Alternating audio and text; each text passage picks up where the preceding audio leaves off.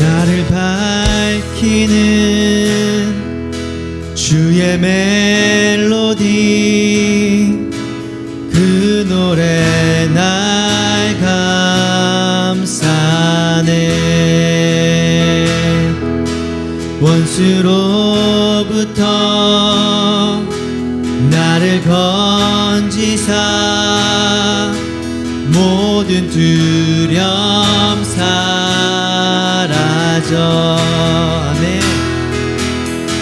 두려움에 멍에 벗네. 난 주의 자녀라. 두려움에 멍에 벗네. 난 주의 자녀라.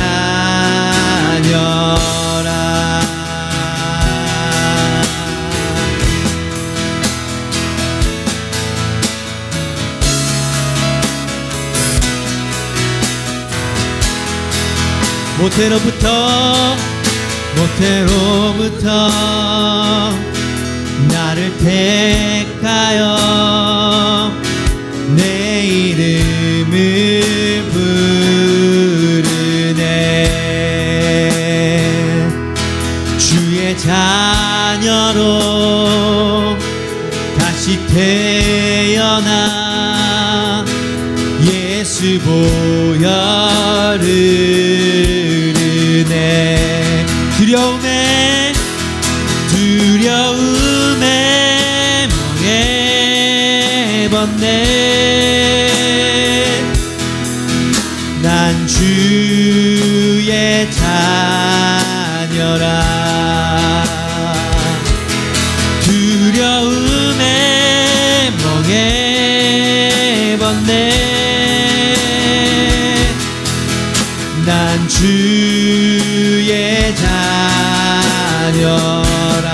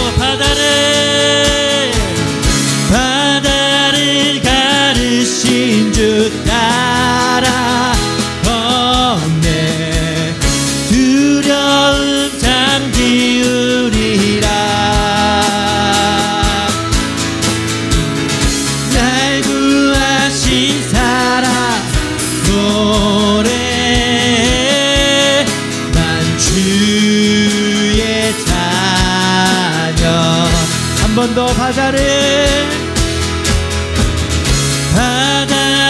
가르신 주 따라 걷네.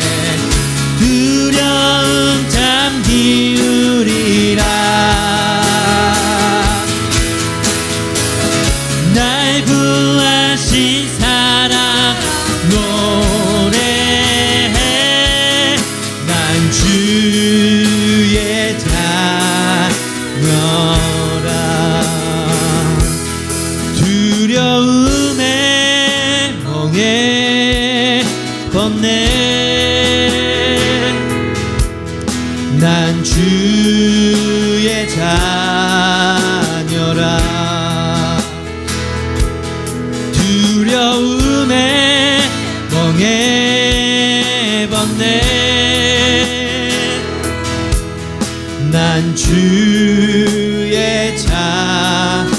주셔라.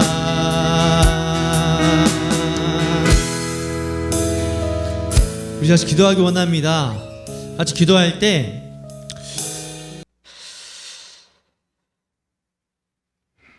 이 시간 알아서 좋은 하나님 두 번째 시간입니다.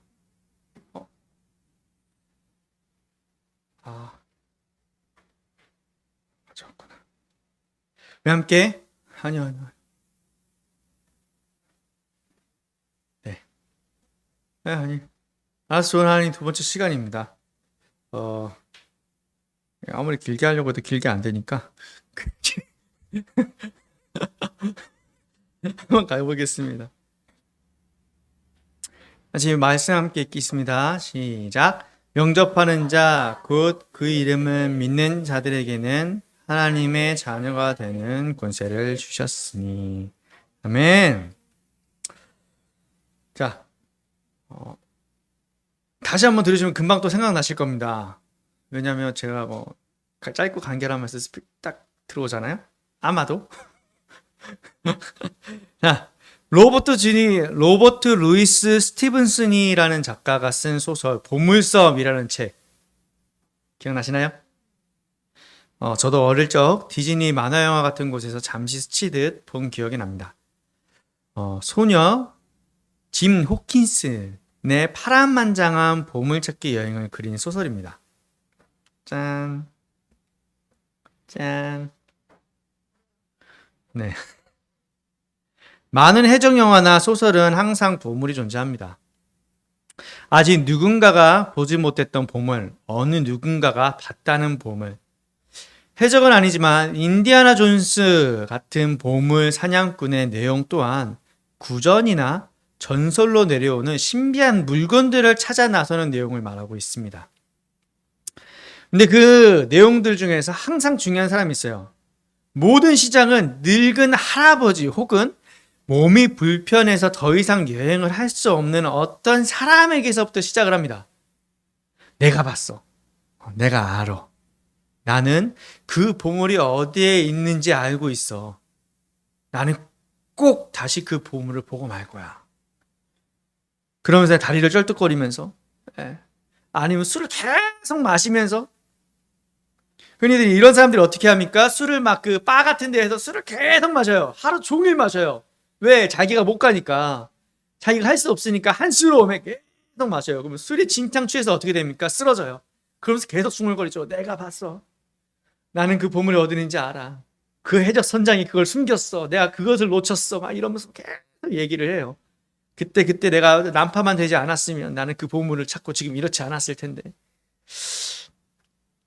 그리고 그런 상황에서 꿈을 꾸는 주인공은 그 보물을 찾아 떠나고 그런 많은 상황들을 경험하면서 육체적으로 혹은 정신적으로 성장하면서 보물을 가질 수 있는 한 명의 사람으로 성장하게 되고 그 보물을 차지하게 되면서 여행은 해피 엔딩이 됩니다. 아무도 믿지 않는 그런 상황에서 자신의 상황을 벗어나기 위해서 그 보물이 필요하기 때문에 보물을 찾아 떠나는 주인공의 모습. 그 주인공은 결국 성공하고 보물을 찾는 것. 자, 말씀 한번 읽겠습니다. 시작. 세상이 창조된 이래로 하나님의 보이지 않는 성품인 그분의 영원한 능력과 신성은 그가 만드신 만물을 보고서 분명히 알 수 있게 되었습니다. 아멘. 이상하게 보물은 누구나 알고 있습니다. 다만 그 보물, 그 존재를 믿고 믿지 않고는 사람들의 선택에 달려 있을 뿐입니다. 주인공은 믿었습니다. 그리고 그 보물을 찾았습니다. 믿을 수 없는 상황에서도 보물의 존재를 믿었기 때문에 그 보물을 얻는 것이고 누릴 수 있는 것입니다. 사람에게 보물은 다른 사람들에게는 없는 것이 보물입니다. 그렇죠? 다이아몬드가 소중한 이유가 무엇입니까? 희귀해서. 네. 금도 14K와 18K와 24K가 있어요. 그러면 앞에 세 덩어리가 있어요. 똑같은 무게에 1kg. 14K, 18K, 24K. 뭐부터 가져가시겠습니까? 뭐부터 취하실래요? 자, 여기서부터 내가 먼저 나오겠다. 뒤에 나오면 당연히 뭘 가져갈까요? 뒤에 나오는데, 나는 1번을 좋아하니까 가장 적은 숫자를 가져가실 분 있으신가요? 아니죠?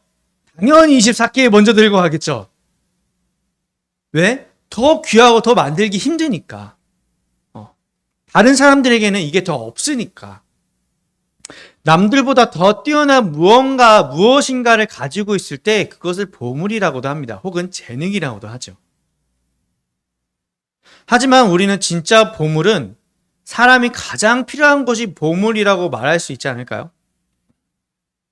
금이 많이 있다고 해서 그게 저한테 필요한가요? 그 사람이 살아가는 어떤 공동체 환경에서, 사회에서는 필요하겠죠. 근데 사회가 아닌 인간 한 명, 사람에게 있어서 정말 필요할까요? 금덩어리 하나랑 사막을 걷고 있는데 금덩어리 하나와 물은 한 통이 있습니다.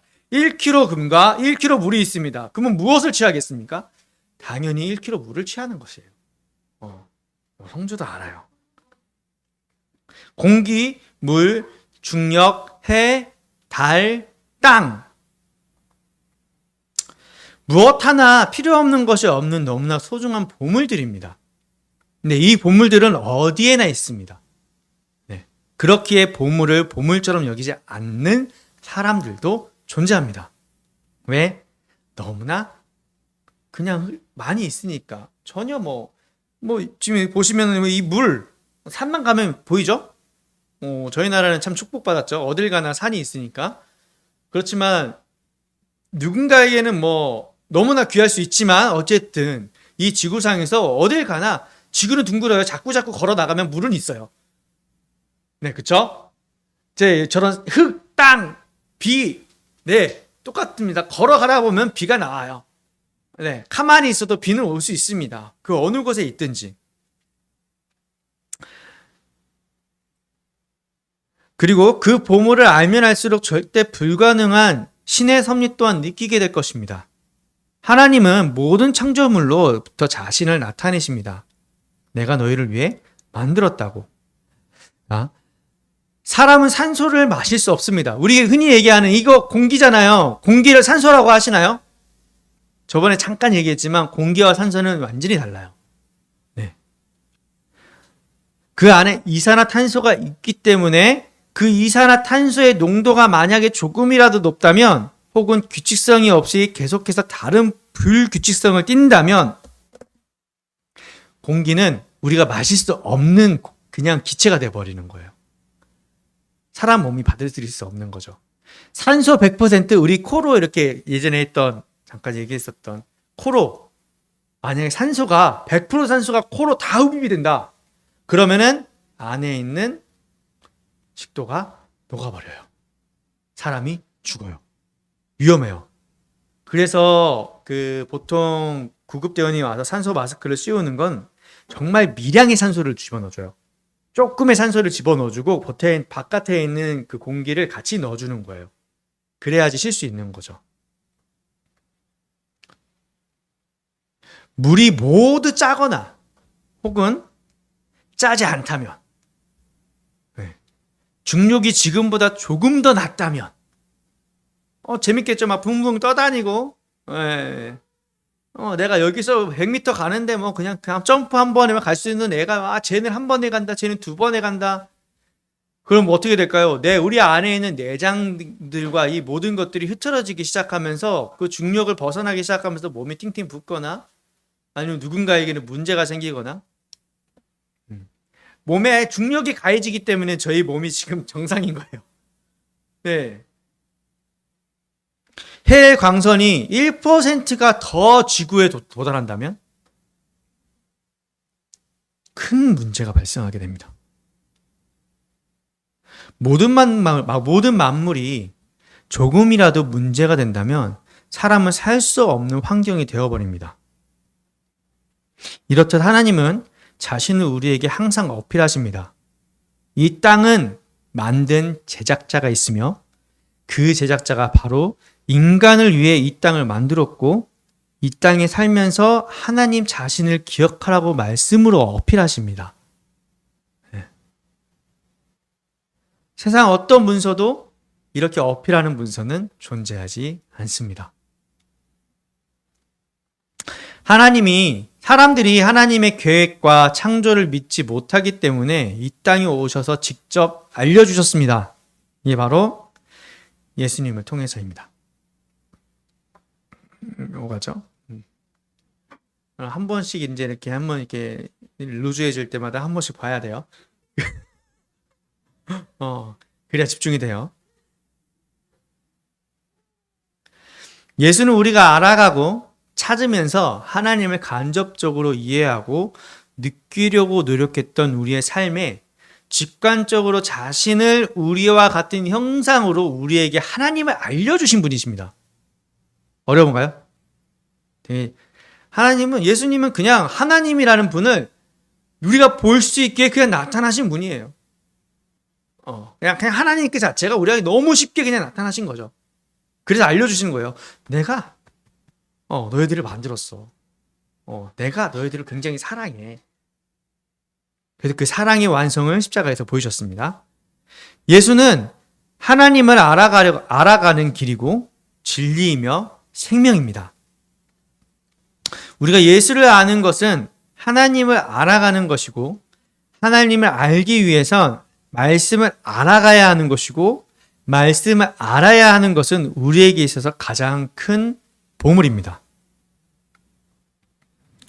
세상에서 보물은 다른 사람이 가지고 있지 않은 것을 보물이라고 했습니다. 하지만 성경에서의 보물은 세상 모든 사람들이 가질 수 있는 것을 보물이라고 말하고 있어요. 바로 하나님의 사랑을 아는 것입니다. 하나님의 사랑은 최고의 보물이고 이 보물은 한 사람의 개인이 소유가 될 수 없는 가장 값어치 있는 보물입니다. 이 보물 누구나 가질 수 있지만 너무나 쉽게 빼앗기기도 합니다. 빼앗기지 않기를 되기를 정말 간절히 소망합니다. 이 보물 너무나 쉽습니다. 세상에서는 계속해서 거짓으로 우리에게 얘기합니다. 그냥 그 보물 쉽잖아. 그 보물 너무나 쉽게 취할 수 있잖아. 그러니까 마지막 죽기 전에 한번 외치고 죽어. 예수님이 나를 위해서 죽으셨습니다 하고 고백하고 죽어. 그 전에 네가 마음대로 살아. 이거는 진짜 제 친구가 했던 말이에요. 네. 자기가 너가 얘기한 그 어떤 하나님이나 예수님 너무 좋은 것 같아. 근데 나는 그러면 죽기 전에 그러면은 그 순간에 바로 그냥 고백하고 죽으면 되는 거 아니야? 여러분, 그 사랑이 그렇게 쉽게 얻어질까요? 세상에서는 금을 얻기 위해서 좀 전에 얘기했던 이 세 가지 금덩어리가 만약에 여기 딱 주어지고 자, 선착순이 먼저 가져갑니다 하면 이 순간 여기서 무슨 일이 벌어질까요? 선착순이니까 빨리 뛰어가서 얻으면 가장 좋은 24K 한돈을 내가 가져갈 수 있잖아요. 세상에서도 보물을 이렇게까지 소중하게 여기는데 성경에서 말하는 그 가장 귀한 보물을 세상이 말하는 그 보물과 과연 질이 떨어지게 하나님이 주실까요?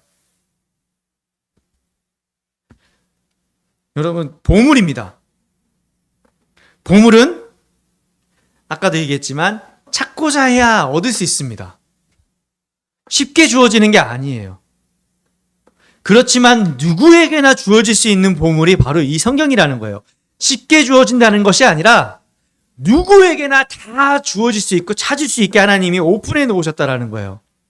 누가 가져갔다고 해서 사라지는 게 아니에요. 마이너스가 되진 않아요. 그렇지만 그것을 가져가기 위해서 내가 노력해야 되는 것은 확실해요. 노력하지 않는데 하나님께서는 거저주지 않으십니다. 그렇지만 이 보물이 너무나 쉽게 빼앗길 수도 있어요. 우리가 그것을 빼앗기지 않았으면 좋겠습니다. 우리가 좀 전에 찬양했던 그 찬양처럼 두려워지면 뺏깁니다. 우리 주님을 믿는 믿음 안에서 사는 우리 안에 있기 때문에 그 믿음이 깨지면 뺏기는 거예요. 우리 믿음이 깨지지 않기를 간절히 바랍니다. 네, 믿음으로 강해지고 담대해져서 그 보물을 지키는 우리가 되기를 간절히 바랍니다. 자, 같이 기도하겠습니다. 오래 했어요? 하나님 아버지 감사합니다. 우리에게 언제나 자신을 드러내시고 사랑을 나타내시는 주님 감사합니다. 우리가 그 말씀, 사랑을 말씀 안에서 더욱더 깊이 깨닫고 말씀 안에서 자라나길 원합니다. 말씀을 너무 쉽게 잊어버리고 삶에서 너무 쉽게 생각하는 순간도 있습니다. 주님, 우리에게 세상에 말씀을 너무 쉽게 뺏기지 않게 도와주시고 믿음을 더욱더 강하게 말씀 안에 거하게 하여 주시옵소서. 하루하루 삶에서 말씀을 붙들고 나아갈 수 있기를 원합니다. 말씀으로 무장되어지길 원합니다. 예수 그리스도의 이름으로 기도합니다. 아멘.